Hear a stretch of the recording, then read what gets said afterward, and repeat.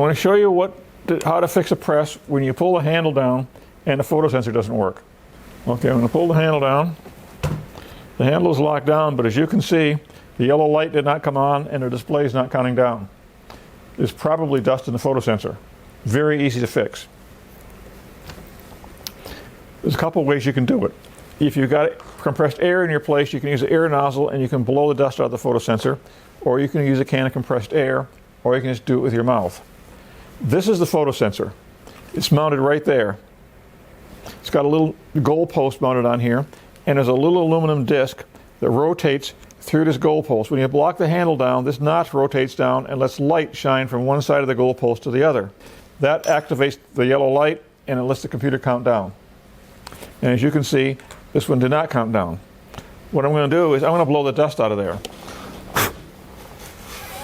Now when I pull the handle down, it counts down. I blew the dust bunny out of the photosensor.